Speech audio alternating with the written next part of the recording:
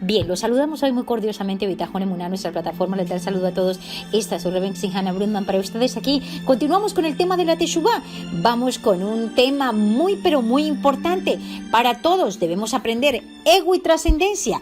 Hablamos de que para nosotros dejar nuestros malos rasgos de carácter tenemos que trabajar sobre la soberbia y el ego, que es el gran enemigo del hombre hoy en día. Claro, y lo hablamos, y los grandes cabalistas en el Santo Zohar encontramos que realmente la fractura de la creación se encuentra por la soberbia y el ego del hombre.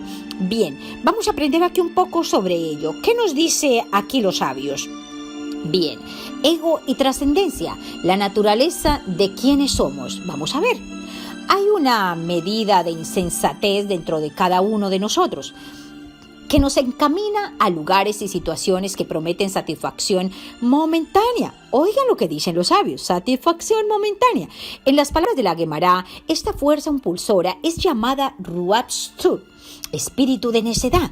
Este estado de insensatez temporaria tiene la cabida para funcionar donde existe una creencia subyacente de pirut, separación.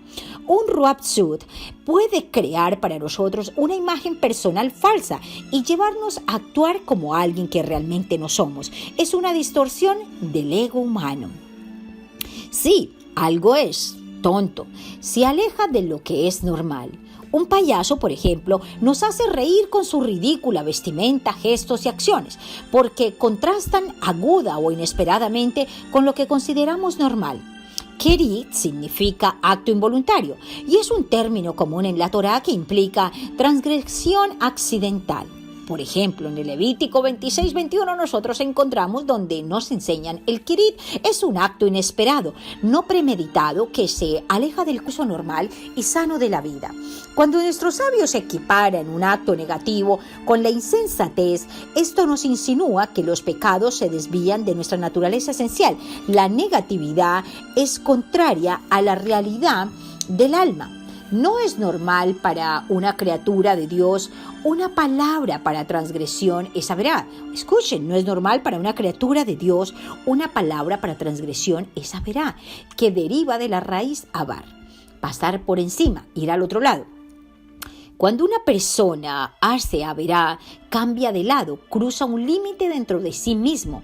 Violar las fronteras de tu santidad innata es entrar en un plano de disociación extraño y peligroso. Es extremadamente insensato actuar en conflicto con tu esencia interna. Desertar a la chispa divina de tu alma. ¿Cuántos de nosotros hemos pasado por el camino de la vida desertando la chispa divina con nuestros malos actos de soberbia? Bien, la tendencia a rendirse a la vida de este tipo autómata de ego es parte de la estructura del ser humano.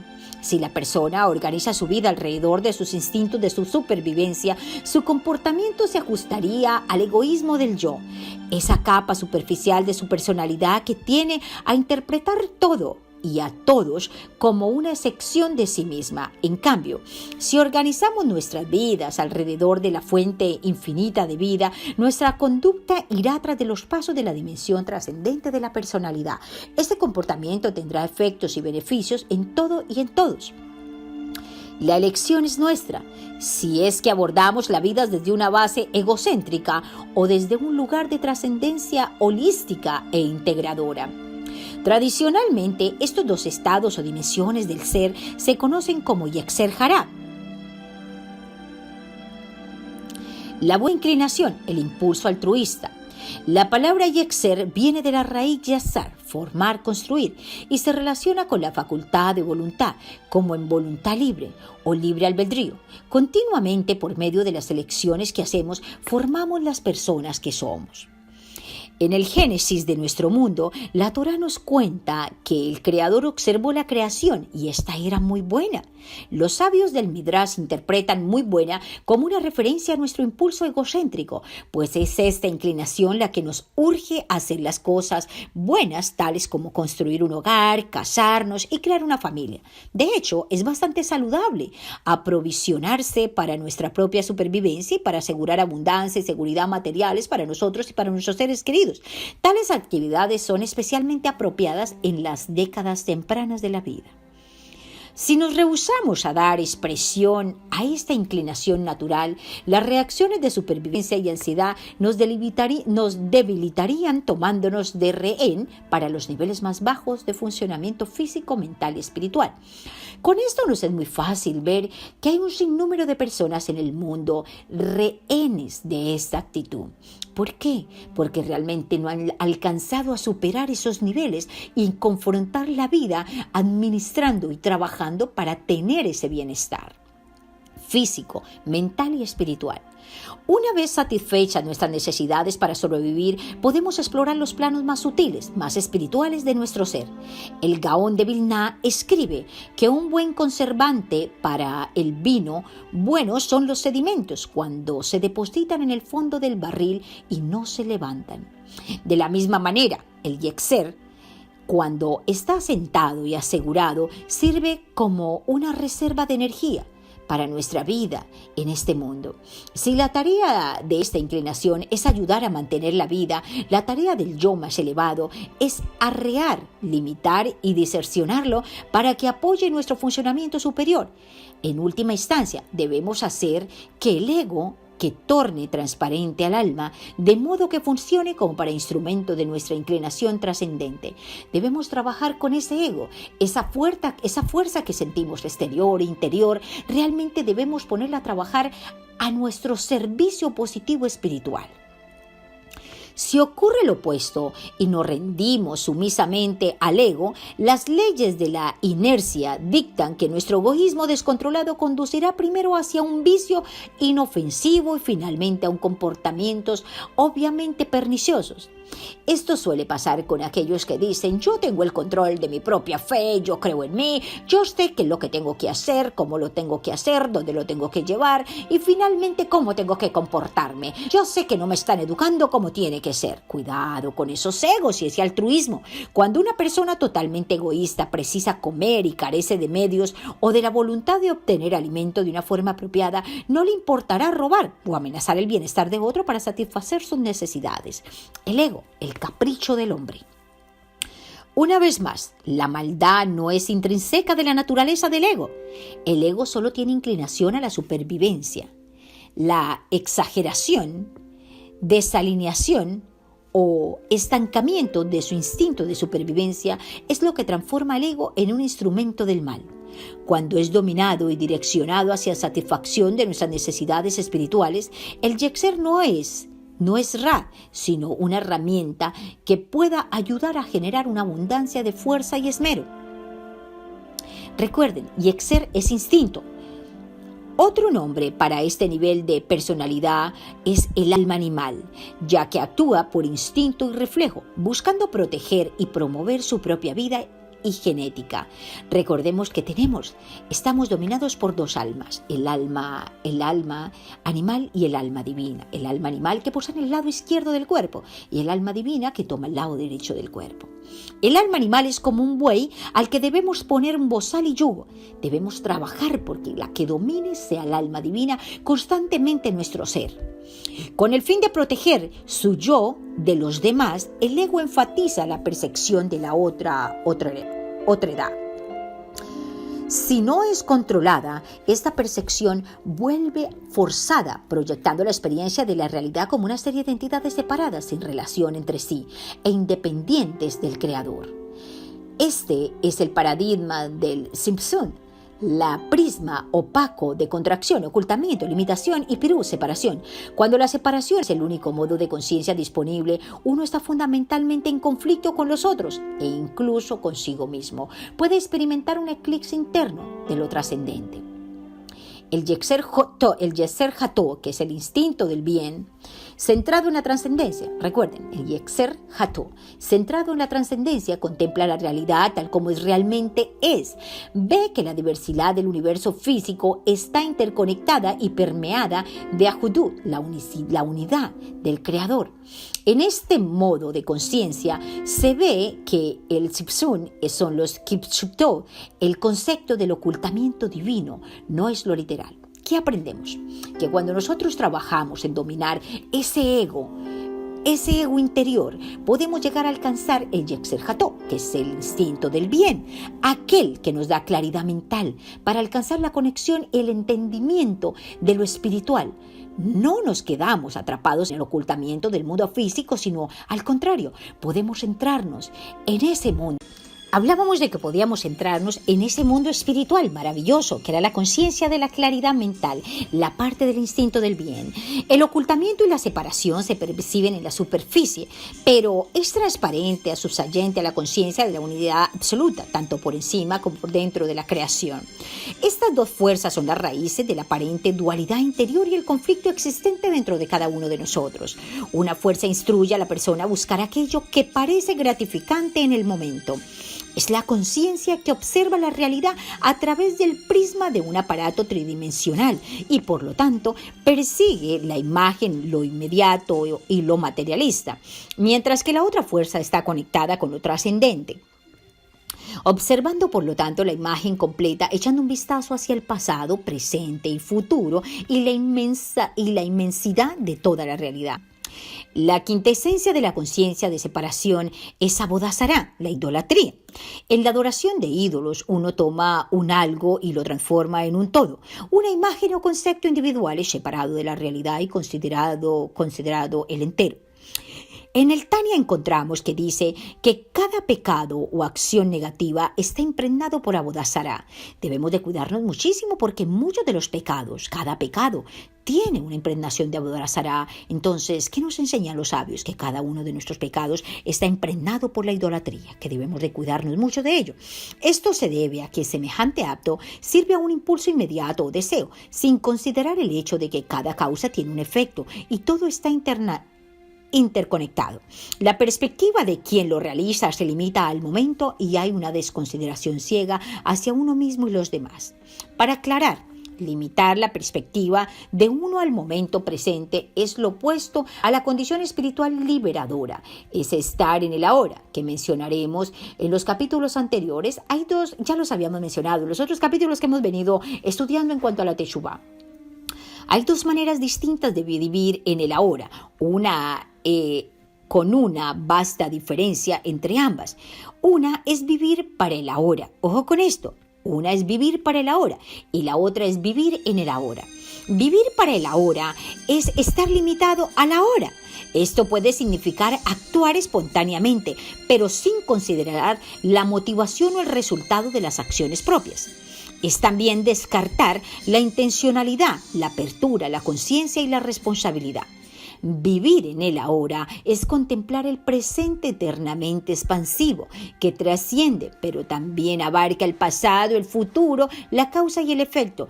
Esta es presencia auténtica, incluye integridad, claridad considerada, moralidad, responsabilidad y rendición de cuentas. Vivir en el ahora nos ayuda a tener claridad mental, actos de conciencia constantemente de que venimos de un pasado, estamos viviendo un presente y que continuamos a un futuro. Esta nos va a ayudar a entender que realmente debemos motivarnos cada día por nosotros, tratar de trabajar cada día en ser mejores personas. Vivir en el ahora es algo más profundo que simplemente estar con lo que está sucediendo en este momento. Es estar presente con plenitud de la hora propiamente dicho. Los sucesos son el contenido que se da en el espacio del contexto que es el ahora. ¿Qué está sucediendo ahora con el mundo? Estamos viviendo en el ahora, pero es importante vivir en ese ahora, recordando que hemos cometido errores, que debemos corregirlos para tener un mejor mañana. El ahora es una apertura infinita que contiene todas las expresiones, experiencias y sucesos finitos. La oralidad en el portal hacia una sabiduría, amor, vitalidad que lo incluye todo. La idolatría también puede entenderse como un servicio inactivo, es decir, una forma de atención y vinculación que no sirve a nuestro crecimiento, refinamiento o evolución, sino que es meramente refuerza nuestro restringido statu quo, un servidor inactivo. Se la pasa vagueando, sin ir a ningún lugar, atascado en un lugar en una hora limitado, que excluye el pasado y el futuro. En esta condición de conciencia y funcionamiento cerrados, uno busca satisfacer todo y cada apetito bien como se presenta. Sí, es muy fácil mirar los que viven en las falsas religiones, las falsas creencias, viven todo el tiempo satisfaciendo deseos del momento, el ahora, el prestigio, la actitud, la presentación y cantidad de cosas más, lucidez. A veces la gratificación de las pasiones puede resultar placentera, pero solo eso es momentáneamente. Suele pasar, mucha gente va y se reúne en sus domingos o sus reuniones con su gente, pero es eso, momentáneo. Pasa el momento. No hay placer realmente continuo en ello, no hay un placer infinito. Mientras que aquellos que nos encontramos alejados de todo este tipo de idolatría, realmente podemos, degustar. Podemos degustar el infinito del placer en lo espiritual, la paz, la tranquilidad, la conciencia tranquila. No tenemos amor desfrenado por las cosas materiales, no nos dejamos arrastrar por los deseos del corazón. Al contrario, trabajamos por el deseo del alma, de alcanzar esa espiritualidad íntegra. A la larga, aferrarnos a fenómenos pasajeros es contraproducente y perjudicial para la integridad del individuo. Constantemente vemos mucha integridad fracturada. ¿Qué ha pasado con la creación? Está fracturada la tercera parte del mundo porque viven imbuidos en esa mentira que es realmente la idolatría. Una obra clásica sobre ética, Chevet de Musar, sugiere que la manera en la que nosotros podemos saber si el motivo de una acción es positivo o negativo es observando cómo nos sentimos después de esta. Sí, pueden hacerlo. Las personas que se encuentran en estas reuniones idólatras van, gritan, se desahogaron y todo, pero cuando regresan a su casa, vuelven a la soledad, vuelven al vacío. Cuando se reúnen, ¿qué hacen? Vuelven al vacío. Es muy fácil ver cuando están imbuidos o rodeados de idolatría. ¿Por qué? Porque no corrigen, porque no se conectan con esa esencia, porque realmente están alejados del origen de la santidad. Y se puede decir y se puede percatar claramente que han venido cometiendo errores. ¿Por qué? Porque siguen imbuidos en lo mismo negativo, con las mismas quejas, con los mismos reclamos, con la misma soberbia, con la misma insatisfacción, con el mismo inconformismo diario. Si no nos sentimos alentados y llenos de una sensación de paz interior, ello indica que el acto emanó de una fuente pura y altruista de nuestro verdadero ser. Incluso de sentirnos jubilosos mientras realizamos la acción, si nos sentimos desilusionados o desalentados después, esto indica generalmente que tuvo una motivación impía, estando enraizado en nuestro ser egoísta superficial.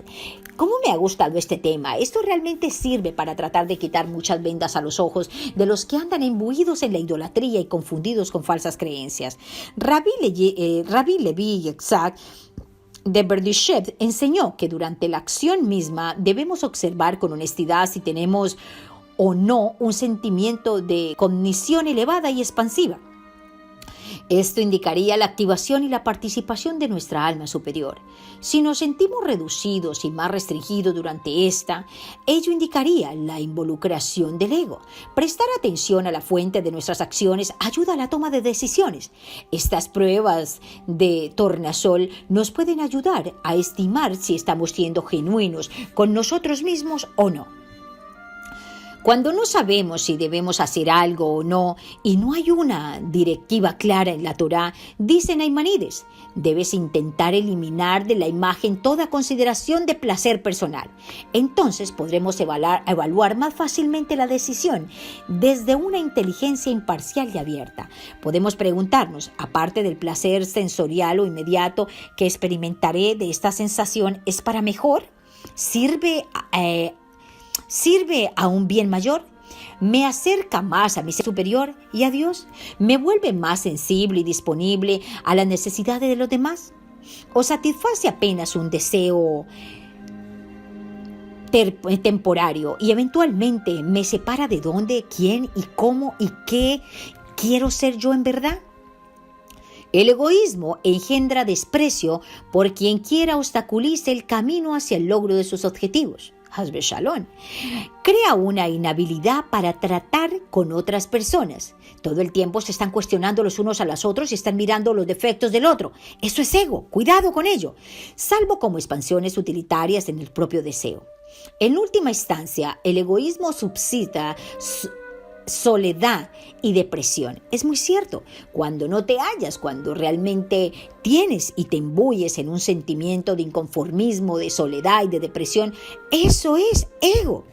Incluso cuando la negatividad no parece llevar a la confusión, la angustia, la negatividad no parece llevar a la confusión, a la angustia o a la ausencia de tranquilidad interior, limita, no obstante, la perspectiva de uno y no le permite apreciar la vida como un entero. El egoísmo deshabilita la oportunidad de experimentar la vida desde un lugar de trascendencia, donde todo está maravillosamente entretejido y conectado con su creador. El egoísmo es la misma soberbia que no deja ver al hombre toda la existencia espiritual y no lo deja conectar con su creador. Es egoísmo que no lo lleva a hacer arrepentimiento de sus propios actos, no lo deja aceptar que ha cometido errores, que no es el que controla el mundo, en absoluto. Bien. Es notable de todo esto lo más notable de todo esto es que la así llamada lucha interna es en gran medida ilusoria y autogenerada. Incluso la inclinación egoísta es en realidad nada más que un mensajero divino ocultándose detrás de una máscara de oscuridad. Eso lo encontramos en el Santo Zohar. El propósito del ego es desafiarnos en nuestro compromiso con la justicia y con ello reforzar nuestra determinación por lo bueno. Entendamos por este medio de una parábola ofrecida por Rabbi Yaakov Yosef de Polnoa. Vamos a ver esta parábola. ¿Qué nos dice? Cierta vez un poderoso rey que gobernaba el mundo entero decidió probar la lealtad de sus súbditos, por lo que envió a uno de sus fieles sirvientes a reconocer las diversas tierras y simular promover una revolución. En algunos países tuvo éxito, mientras que en tierras más leales al rey lucharon contra él hasta obligarlo a irse. Sin embargo, en una tierra sabia, la gente percibió el plan de su amado rey y se dio cuenta de que solo era un ardid para poner a prueba su lealtad. Bien. El término farsante sería el mejor modo de describir a la inclinación negativa. Hay quienes le dan la bienvenida y acompañan la revuelta rindiéndose tontamente al ego. Efectivamente, cuando estamos atravesando una prueba negativa, que el hombre se levanta en ego y yo tengo la razón y entra a distorsionar y entra el conflicto y entra el pleito y entra la terquedad. Ojo con eso, es un farsante. Todo lo negativo es un farsante, es la inclinación negativa. Entonces hay quienes le dan la bienvenida y la acompañan y se revuelcan con él tontamente en el ego. Otros ven a la mala inclinación como un enemigo y le declaran la guerra esperando destruirla. Los sabios perciben la trampa y reconocen la antirmaña de su amado rey. Para ellos, la guerra se gana sin batalla. ¿Cómo lo hacemos nosotros? ¿Cómo les he enseñado estos días? No miren lo negativo como negativo. No existe el mal. No le demos guerra, no lo pronunciemos. Ignorémoslo por completo para que no nos haga daño. Revelando la identidad del enemigo, este se desvanece. Ojo con ello. ¿Qué les he enseñado estos días? Ignórenlo por completo. No le presten atención. Revelando la identidad del enemigo, este se desvanece. Ojo, cuando lo identificamos sin mencionarlo, pero nosotros somos altruistas en el momento de vencerlo, en la actitud de vencerlo debemos ser altruistas. Cuando encendemos una luz, la oscuridad se disuelve. Cuando le damos entendimiento a cada acto negativo que viene, lo estamos disolviendo. Aquello en lo que elegimos creer no es real. Si a través de la creencia dotamos a nuestro ego de una sustancia independiente, nos veremos forzados a ceder ante él o a luchar contra él. En vez de ver el ego como un adversario, podemos comenzar a darnos cuenta de que existe solo tú, solo el único. Todos nuestros desafíos y luchas son meras máscaras frente a la unidad. En el momento en que reconocemos esta verdad, éstas desaparecen. Oigan, caballeros, señoritas, damas, estamos aprendiendo aquí que realmente todo lo que hemos venido estudiando estos días, de no darle poder a ese instinto de mal y al negativo, lo podemos vencer y no va a poder entrar en nuestras vidas. ¿Por qué lo vencemos? Dicen Los sabios: no existen fuerzas independientes en el universo. De hecho, no existe un yo real separado, independiente u autónomo. El yo del Anoji Hashem, yo soy Dios, ¡uy, qué hermoso!, se expresa por vía del yo individual de la conciencia humana. Solo existe un yo, ya que Anoji es todo lo que hay. Al darnos cuenta de que el ser divino es el único yo real, reconocemos que el yo egoísta es un actor menor, pero vital, en el acto de vida. Como lo reconocemos como un mero papel auxiliar, el ego puede volverse una herramienta útil para abrirnos hacia la grandeza del ser real humanos. Este reconocimiento es un nivel más profundo de Teshuvá, un retorno al yo verdadero. ¡Ay, hijos! Al volver al Creador, ese retorno, vuelve a ser quien eres. Estábamos trabajando bajo la falsa premisa de separación, suponiendo que nosotros y los otros tenemos existencias separadas e independientes. Ahora nuestra conciencia regresa al monoteísmo, al mundo de la unidad. Sin embargo, el ego no se destruye en este proceso. Solo la identificación del ego como una entidad separada, aislada, es destruida o anulada. El yo es real, pero mediante Teshuvá se torna transparente a su genuina identidad como expresión de la unidad de Dios a Enojí. ¿Qué aprendemos? Que cuando eliminamos ese ego y nos rendimos al Creador, realmente estamos dándole grandeza a esa identidad. Bien. En el capítulo que estamos ahora, no te engañes, podemos manejar un ejercicio. Dice: no te engañes, no te creas que tú eres el que tienes tu misma fuerza, que esa fuerza que le dieron a ese cuerpo es para generar poderes aquí físicos. No. La fuerza que te dieron fue una fuerza interior para poder vencer ese instinto del mal, no para verte más grande que cualquiera en el mundo físico. Bien. Dice: siempre que hagamos algo que es dañino a nosotros o a otros, especialmente si lo hacemos deliberadamente, se produce un desgarro en la estructura de nuestras vidas. La consecuencia natural es que comenzamos a sofocarnos espiritualmente. El castigo más severo no es por la acción, sino a través de la acción misma. Con el tiempo puede introducirse un sentimiento de profunda pérdida y soledad. Bien, ahí podemos analizar cuántas muchas veces en nuestra vida nos hemos sentido solos y abatidos. Bien, podemos encontrar y descubrir que en algún momento es base a nuestras propias transgresiones del pasado. Ahora estamos viviendo una cuarentena mundial. Besat Hashem podamos superarla pronto, pero en pro de ello tenemos una pérdida y una soledad. Hoy nos estaban diciendo y estábamos viendo los reportes y muchos periodistas están diciendo que la gente se está suicidando, que la gente está pasando muchas depresiones. Estados Unidos entró en una depresión muy profunda, mucha gente, y están, ¿Qué encontramos? Esta es la consecuencia. Entonces, ¿qué vemos? La pérdida y la soledad, eso lo venimos encontrando. Podemos sentirnos totalmente cortados de la vida. ¡Wow! ¿Qué estamos pasando ahora? Pero debemos asumir la responsabilidad que ha sido por nuestros propios errores, por nuestras propias acciones, dice los sabios. Estas consecuencias son alarmas llamándonos a darnos cuenta de que su causa es el ego y aparentemente separado del yo. El ego opera bajo falsas pretensiones para incitarnos a caer o retroceder. Sin embargo, en verdad, no existe un yo separado, solo hay un único yo divino, viviendo a través de cada uno de nosotros. Cuando nos damos cuenta de esta realidad, la posibilidad de Teshuvá se abre a nosotros, el arrepentimiento profundo, para poder salir de esas depresiones, de todo ese sistema donde se encuentran imbuidas las personas. Es bueno que empiecen a trabajar en ese yo divino, en ese Hakadosh Baruj Hu, y retornar a nuestra propia esencia, volver a ser quienes somos, aceptando nuestra unidad. Luego podemos hacer una práctica continua que dice: medita sobre el yo divino. Contempla la frase revelada, el Ein Om Milbao. Miren qué hermoso, para todos los que la conocemos, el Ein Om Milbao nos enseña algo muy grande. No hay nada más fuera de Dios. Apréndasela. Ein Om Milbao. No se les olvide. Ein Om Milbao. No hay nada más fuera de Dios, no hay nada. Todo eres tú, todo uno, todo Dios. Estas palabras pueden resonar en su conciencia en todo momento. Para comenzar, asigna al menos unos minutos por día para concentrarte en esta frase. Tal vez mientras recitas el Shema, también lo pueden hacer.